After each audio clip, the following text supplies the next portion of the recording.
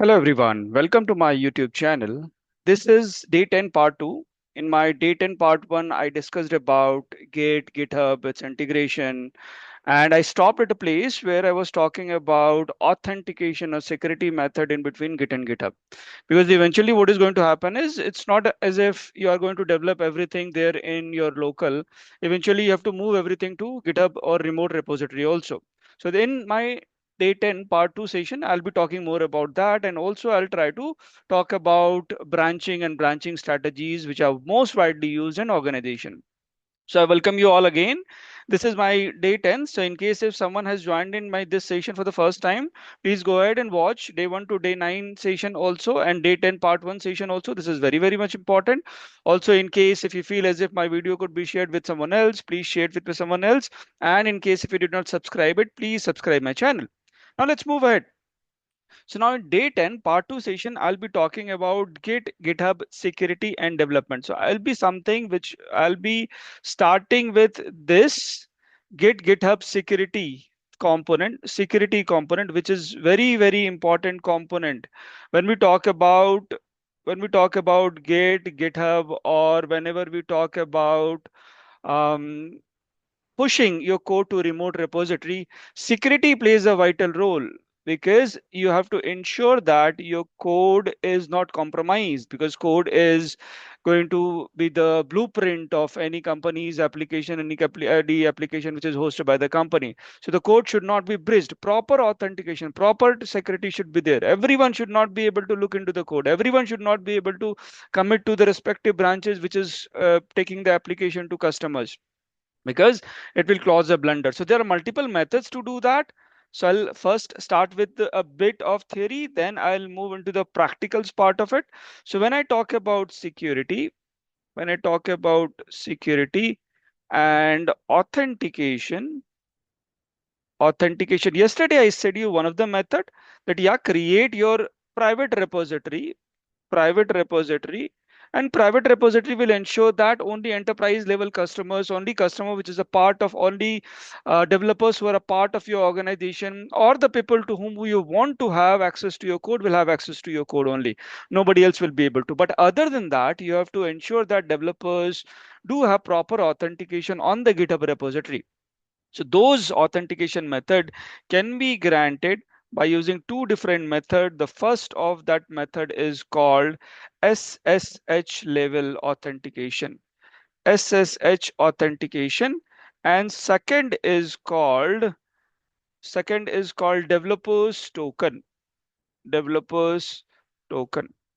So both the method are widely used, SSH authentication as well as developers token. We'll see both the things. Now, what we have done yesterday, so let's start with SSH authentication first. First, we'll talk about SSH authentication, and then gradually we'll move into our developers token part. So let's get into this. Let's get into practicals. So now yesterday, this was the folder which we have created, and we have executed our last command as git remote -v, and we have noticed that yes, this is the URL which we got yesterday. So now let's quickly go into the GitHub repository. So GitHub repository, which we are referring, how will you check the GitHub repository? So the GitHub repository which we are working on at this point is here, which I have created yesterday. So now, if you want to check all the repositories which you have created, here the list of your repository, and day 10 session, this is the repository which we created yesterday. Okay, fair enough. So now, when I clicked yesterday on this drop down here, you see here I can see HTTPS option, SSH option. So like the way we are going to learn first SSH to ensure that proper authentication, proper security is maintained. First, let's click on SSH. And this is very important, which I'm talking, because normally what happens is companies pay lots of attention so that their code is not in wrong hands. Only the developers, only those team members who have contributor, who wants to contribute, who has contribution rights to a repository should have access to repository, right? So now in order to do that, the first thing is by using SSH authentication. So I clicked on the SSH tab under code and copy this. Yesterday I created this. Now I'm going to remove this. In order to remove, the command is get remote remove and remove origin. Get remote remove origin, and as you hit enter, you will see that this is removed. You see, this is removed. Now I'm going to add the SSH1. So I'll say get remote add origin, so that I'll be able to add the SSH URL. This is the SSH URL, and I hit enter. This time when I try to see, what I'll get, the option is get a remote hyphen v. It says that the URL is changed. You see, previously it was HTTPS protocol based URL. Now this is SSH based URL. So I have this now. So now what I'm going to do, I am going to set up the SSH authentication. In order to set up SSH authentication, I'll have to execute my first command, which is SSH keygen. It is like you're generating one SSH key from your machine, and whoever has that key will be able to, who will be, authentication will be granted to those individuals. It's like a kind of handshaking in between two person. One person is having a private key, another person is having a public key. When public key and private key, when the footprint of public key and private key matches, then and only then authentication could happen. Quite the same thing will happen when I execute this command SSH keygen. As I execute this command, I think I forgot to put a hyphen, SSH hyphen keygen. Now, as I execute this command, what it says that generating public and private key, right? So public and private key, what we will do is we will generate public and private key. Private key remains with the machine, with the developer, and public key is shared in GitHub repository. And as developer tries to performs the push, a fingerprint in between, a footprint in between public key and private key matches, and automatically authentication is granted. So now keep hitting enter as you see this message, and finally it says that your key is generated. Now the key is saved. You see, your public key has been saved in this file, and your private key is saved in this specific file. So both are at /root.ssh location. I'm just going to copy this path, and I will say ls-l, and it says me, okay, fine, I do have both the keys, private key and public key. Now I'm not going to touch the private key. I'll mostly work on public key only. Private key remains with the machine. Private key is the secure one. Public key, like the name says public, it can be shared with anyone else. So now let's copy the public key, and I'll say cat public key. It says that it's not there because it is at some different path. So it's at /root /.ssh and /this. So now this is the public key. Now what we will do is we'll copy the public key. Let's quickly copy the public key, because like the name says public, it can be publicly exposed, right? So I'm just copying the public key. Now once I copy the public key, I'll come back to my GitHub repository. Okay, so now once I come back to my GitHub repository, here at the right top corner, I do have one icon which is mid, which is pointing towards my account ID. I'll click on that icon, and here something is called settings. So as I clicked on icon, it opened this specific window, and then it is allowing me to click on settings. So I'll click on settings. I'll open this in new window. I clicked on settings, and as I clicked on settings, here's something to which we call as SSH and GPG keys. Like the way, like the name you can see, SSH and GPG keys. Click on this, SSH and GPG keys. You see, already a key is present. I'm going to delete this.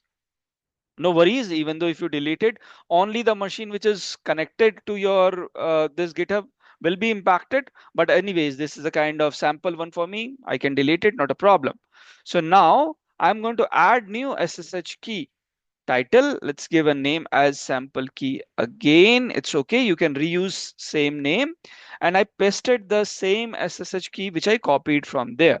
That's it. So what are the steps? The first step is I have executed SSH key gen command. So what are the steps I have followed in order to do that? In order to work with SSH key authentication, what I've done, the first step which I followed was, the first step was to generate The first step was execute ssh-keygen command. It generated public key and private key, public key and private key. It has generated both the keys, private keys. What you have done with public key? To public key, copied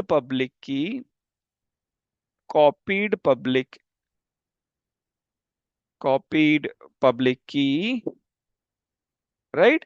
And this public key now goes to GitHub repository, GitHub repository, right? This is what I am doing. So now in GitHub repository, I have just added the SSH key. It's asking for my password. Let's give my password and okay, I've just given a password and I've just added. You see, it says the date as today's date only. So it has added the public key. Now what I'll do, once I've added the public key, I'll come back here and I will just execute the command git push origin and let's see which branch it is having at this point. Git branch hyphen a, it's in master. So I'll say git push origin master. If you do not know what is branching, just wait for a few minutes. I'll be talking a bit on branching also. Now hit enter. So now when you hit enter, what it says, are you sure you want to continue connecting? Yes, no. A fingerprint will be connected. Like the way I was saying you a few minutes back, a fingerprint, a footprint is established in between your local machine and the remote repository. And I'll say yes to it. And as I say yes to it, it says permanently added github.com and it's been done. Now you come back here and go back to the repository, just refresh the page. Just refresh the page. It says that master had recent push 11 seconds ago, just now. And in this drop down, you look for master. And as you look for master, you see this is the file which we created in our day one session. This is for a sample app.txt day one session. We have created this file. So this is the way you will be able to do authentication by using SSH protocol. Very, very important method, protocol. This method is also known as, this method is also commonly known as passwordless authentication. This is also known as passwordless authentication. Very commonly asked question in interview, what is the passwordless authentication method in GitHub repository? This is the SSH authentication method. What and these are the steps to perform SSH authentication. Now the second widely known method is by using developers token. Now, in order to set up the developers token, what I will do is I'll quickly remove the SSH link. As of now, the link is established by using SSH URL, SSH connectivity method. I'll remove it. And in order to remove it, the command which we are going to use is this: git remote remove origin. And you no need to put this URL origin. That's it. And now if I execute the command get remote -v, you see the URL is gone.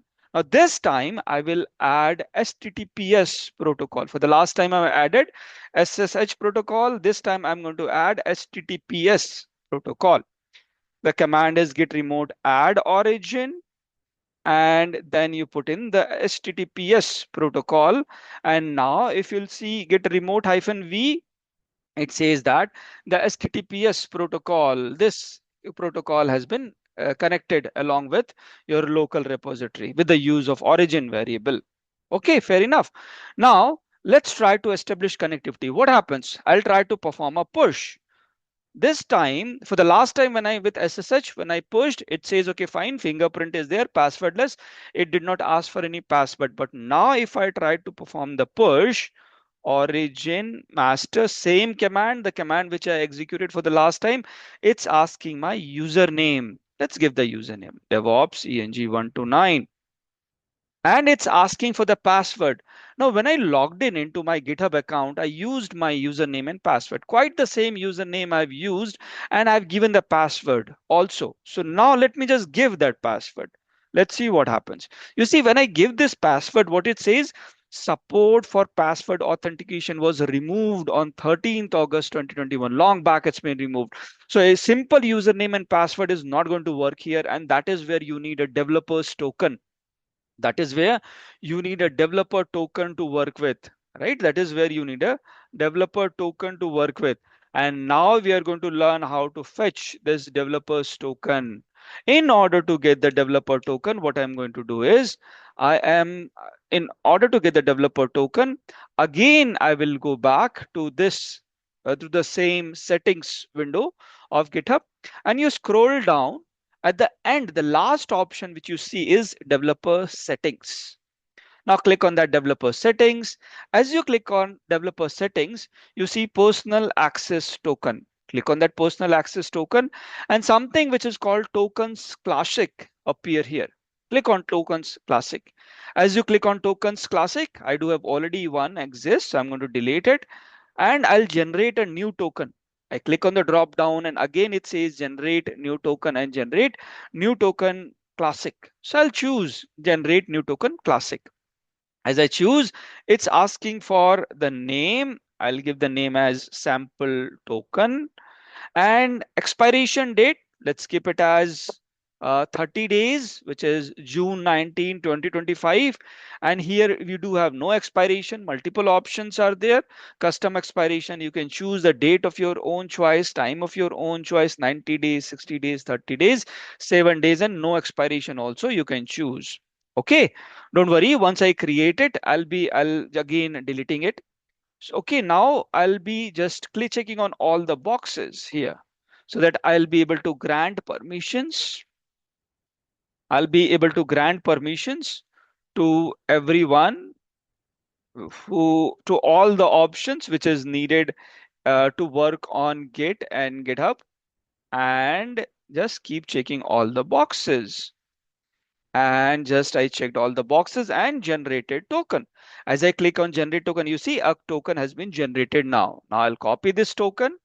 Now what I'll do, instead of passing my normal password, I will use this token ENG129. But always remember, this token is generated only once. If you do not save it, it will be gone. Okay, so ensure that you're saving it and paste it here and hit enter.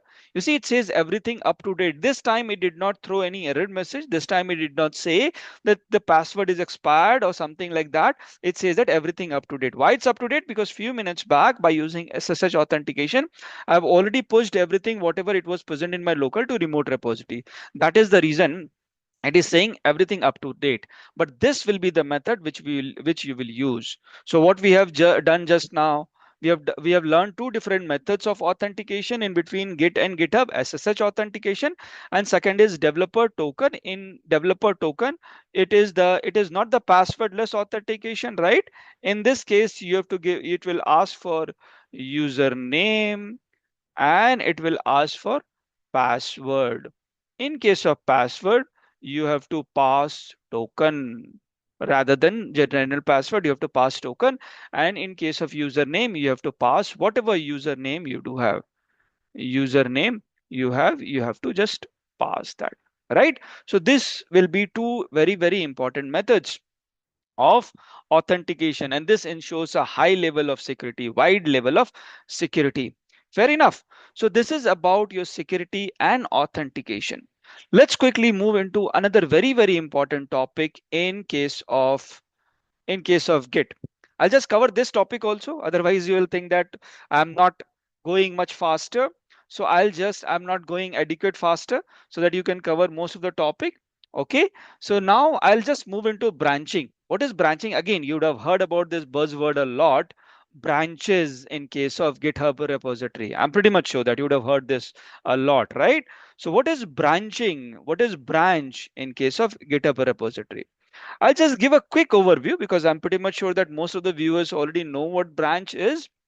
I'll just give a quick overview of what branching is, a quick theory of what branching is. Then I'll explain this thing with the live examples also. I do have a Prometheus, which is the monitoring tool, which I'm going to cover in our zero to hero session also. That Prometheus monitoring tool is having a well-known GitHub repository, and they are maintaining it properly, well properly with good branching strategy. I'm going to show that in examples also to you. So what is branching? So branching basically means parallel development. Parallel development. Branching basically means parallel development. What do you mean by parallel development? Let's understand this with an example. For example, you are a developer and you are building a laptop, right? For example, you are building a laptop. In the first version of the application code which you have written, you have developed the keypad of laptop. You have developed the keypad of laptop. In the end, you have written certain lines of code. When you were developing keypad of the laptop, you have done multiple commits. You have done multiple commits while you are developing keypad feature of your laptop. Now again, company said, okay, fine, keypad is okay, but I want to have number pad also associated with the laptop. So what you will do, you will not make changes directly in the same branch, in the same sequence, which is already in use by customer, because you never know that number pad when it's developed is actually going to work along with keypad or not. Or there will be some conflicts, some situations. You don't want to disturb already the code which is used by customers, because customer are already using it, it's working pretty much fine. So what you will do, you will start working on parallel development. What you will do, you will create a branch here, right? You will create a branch here, and at this branch you will start working on numpad. You will start working on numpad, and again you will have multiple commits for your numpad also. Now, once you're all confident, once you're all said that, hey, okay, fine, numpad is good. I've tested it multiple times along with keypad and it's working pretty much well. It's working very, very good. Then you will merge it here. Then you will bring this content here. This feature is called branching. In branching, what happens, you do parallel development, you do multiple development, you do a kind of separation from your original sequence of development. You create another layer, you create some new feature like numpad, or like some special characters, or like some other characters which you want to integrate with your laptop. Perhaps it might happen that other than special characters, numpad, keypad, you wanted to have some new feature tomorrow to be added, to be integrated along with your laptop. What you will do, you will create another branch. In that another branch, you will add some more code specific to the feature which you want to add. And after you are done with that, you will merge, you will bring it back into your original sequence. This process is called branching. Now companies follow a lot, and trust me friends, whenever you are sitting for an interview, whenever you are appearing for an interview, this question will be very, very much common. What are the branching strategies your companies are following? What is branch? And multiple different types of questions might come in branch. Your concept on branch should be very, very clear. Now I'll tell you something very, very important thing. Normally there are, whenever we talk about branching strategy, let me just answer a very important question, which normally interviewer asks. What are the different branching strategy which your organization follows? Very commonly asked interview. And in case if you are looking for your advanced level or medium level DevOps interview questions, then certainly this question will be very, very much common. What is the branching strategy? What is the branching strategy? What is the branching strategy your company is following? Strategy your company is following, right? So you must know answer to this question for sure. What is the branching strategy? So widely used, there are three types of widely used branching strategy. One is master branch, another one is feature branch, and another one is a release branch.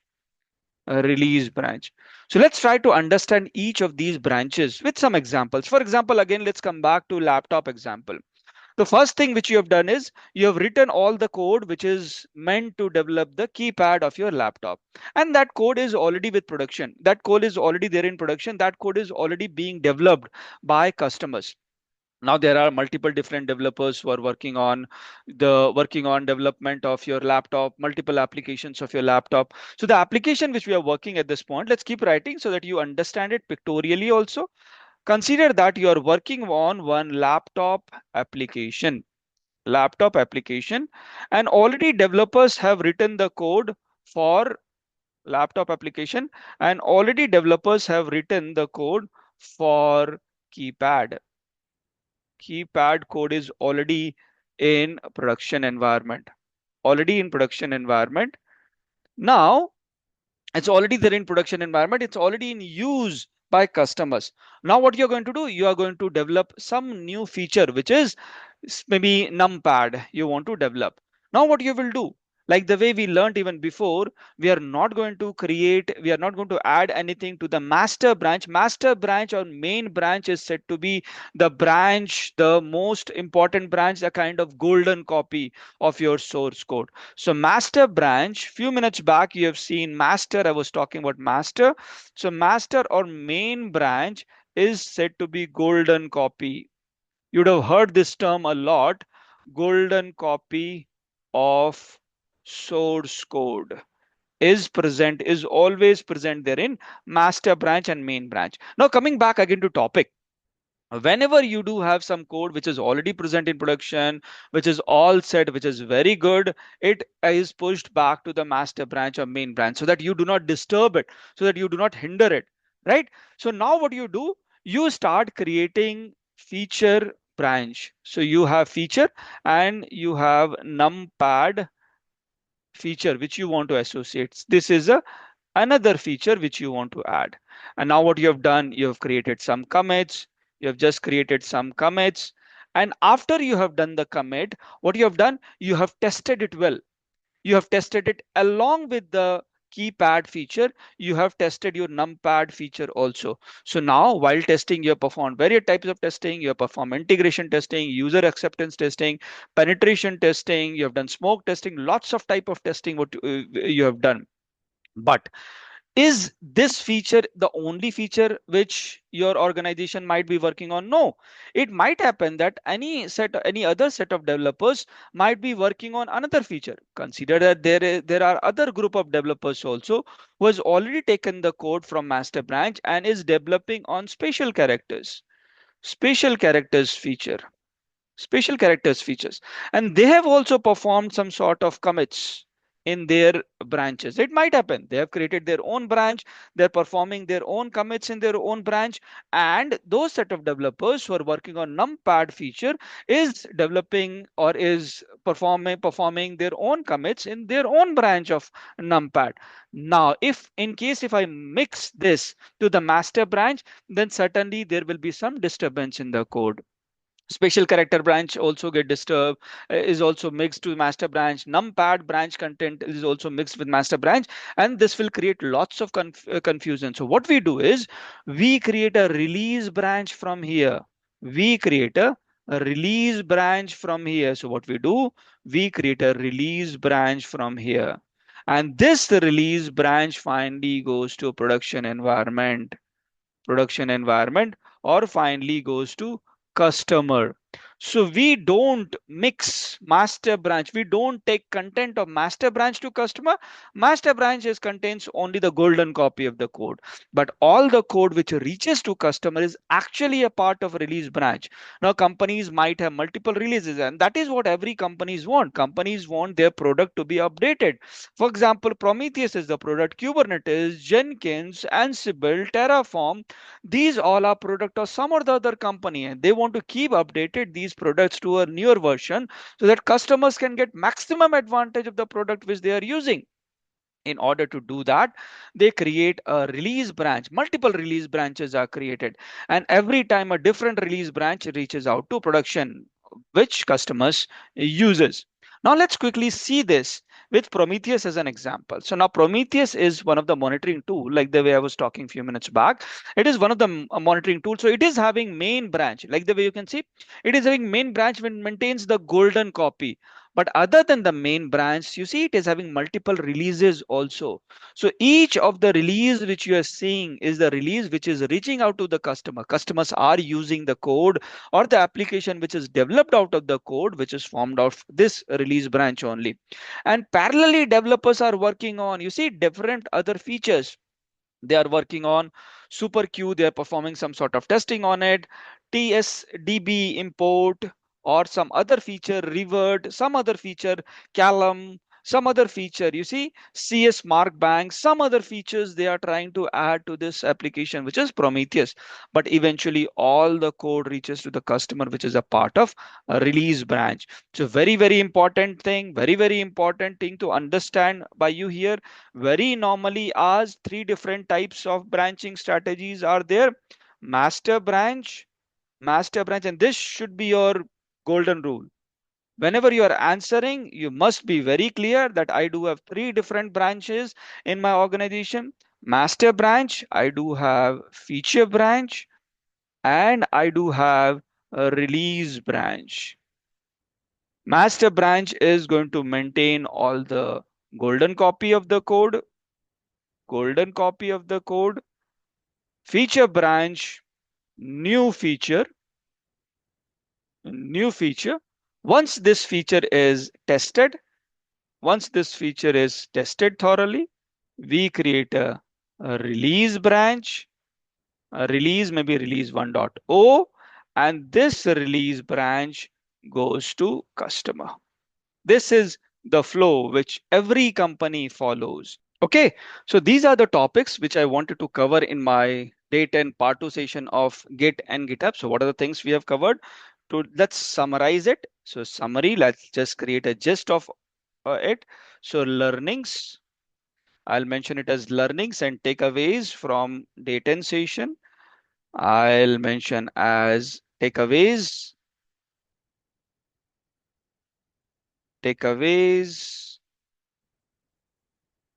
takeaways from day 1, from day 10 session. We have learned about security and authentication and authentication. While we were learning this, we saw there are two methods. One is SSH authentication and another is token based authentication. SSH is passwordless, and token is for by using developers token token. So these are the two very important methods. Another thing which we have learned today is branching strategy. Branching strategy. In branching strategy, we have learned whatever we have covered at this part of our discussion. There are commonly three types of branching strategy used by organization: master, feature, and release. Master contains golden copy, feature contains new feature, and once the new feature is tested, it is merged back under the release branch. Okay, then thank you everyone for watching this day 10 part 2 Git and GitHub session. In case if you're liking it and if you think that my videos could help others, please share it with others also.